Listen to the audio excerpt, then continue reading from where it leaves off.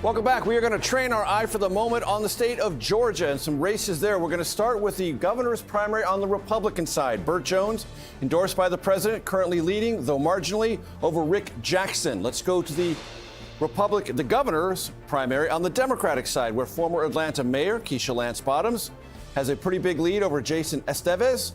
The key question there, will Keisha Lance Bottoms have 50+1 to avoid a runoff? Now, moving on in Georgia.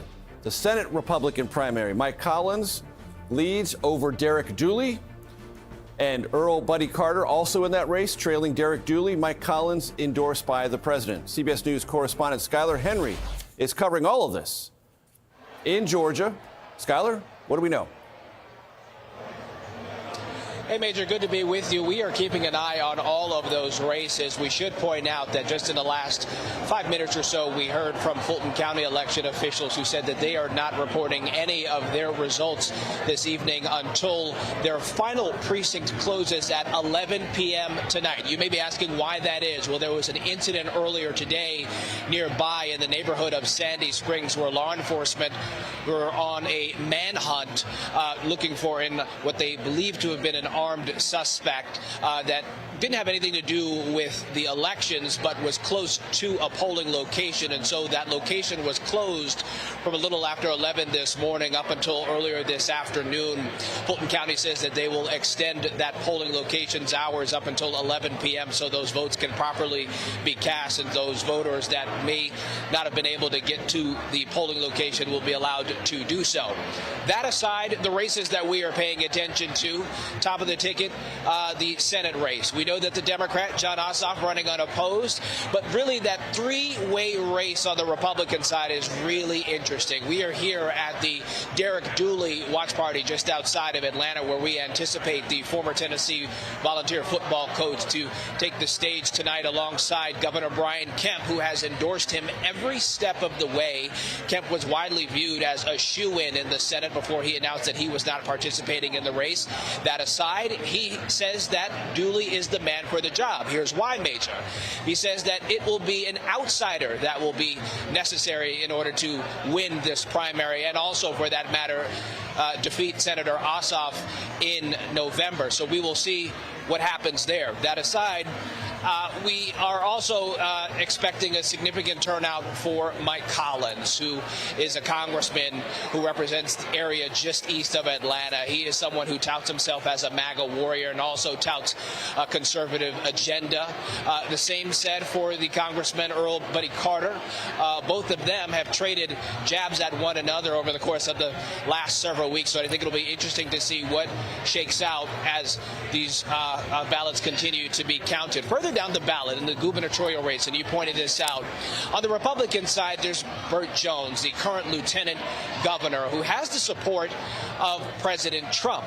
He was widely viewed as the runaway favorite in this race for some time, and that is until the healthcare billionaire Rick Jackson jumped into this race, spending an incredible amount of money over the course of the last several months, moving forward and really raising momentum in this race. And so I think it'll be especially interesting to see what happens there, because remember, 50% is really what the number is that many of these candidates are looking for to avoid that June 16th runoff race. And so I think it'll be interesting to see what happens in that race. On the Democratic side, we know that the former Atlanta mayor, Keisha Lance Bottoms, certainly has a sizable lead right now at around 60% with the number of ballots that have been counted thus far.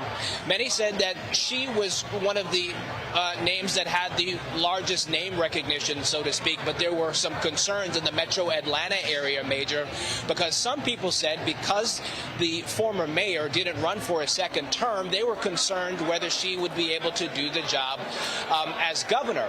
Clearly, based off of the results that we've seen thus far tonight, that does not appear to be the case as it relates to support there. Still, however, there are some other interesting Democrats to pay attention to as the ballots continue to roll in.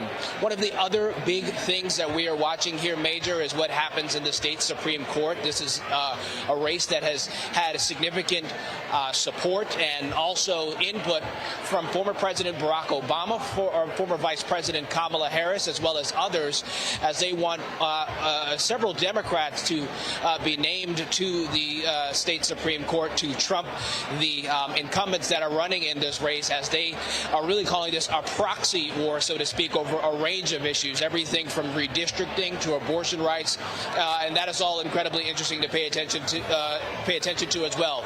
We expect to hear from Derek Dooley and also the Governor Brian Kemp later on tonight to see what they have to say about the state of this race, but still a lot of interesting storylines coming out of the Peach State, Major.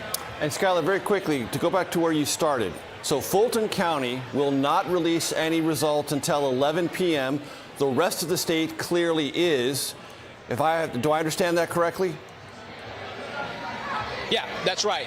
So initially, officials from Fulton County said that they would look to count every other precinct but the one precinct that was closed throughout the majority of the day today because of that earlier incident with law enforcement nearby. Now they're saying that they won't count any of the ballots in that county up until 11 p.m. when the polls close there. So I think we'll see those returns come back relatively quickly, given that they have most of the other precincts already in, but still, as it relates to results, we won't see many of those until after the 11 p.m. hour. Skyler Henry, thank you so very much. I want to go back to Anthony Salvanto. So, Anthony, Fulton County is a very big county.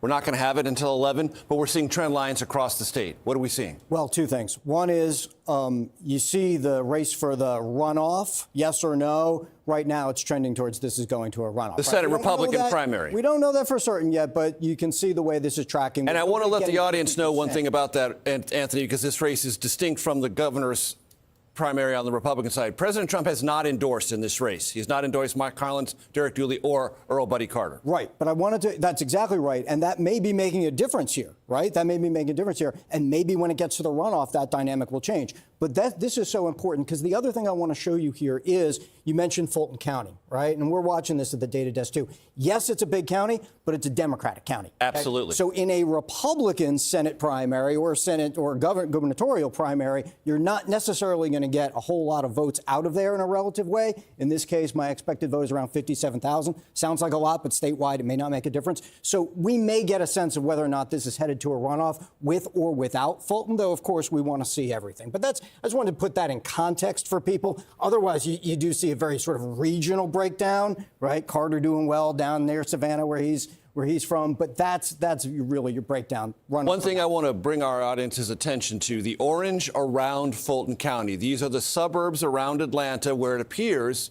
Derek Dooley is doing somewhat well. Yes, he is. And in fact, if you go through, he is in the lead in those places, doing a little better in the suburban vote as opposed to the rural vote. In fact, what I can also do for you here, Major, is I can show you the way we run the models on this from the decision desk. And right now, not only is there overlap, but you also see, this is showing you the ranges of potential percentages these folks might end up with. And right now, Collins at his best in our models is at 46. Again, not enough to avoid the runoff. Dooley might still catch him, but at the same time has a ceiling right there. That's how we look at it at the decision desk, and that's how that breaks down. The other thing, if I could, real quick, is just for the sake of context, when we talk about Senate, okay? First, I'm going to show you, I mean, this is pretty easy, right? Ossoff is the incumbent senator. Unchallenged. Not all my calls are difficult. He's right. Unopposed. Okay, so he's the incumbent senator.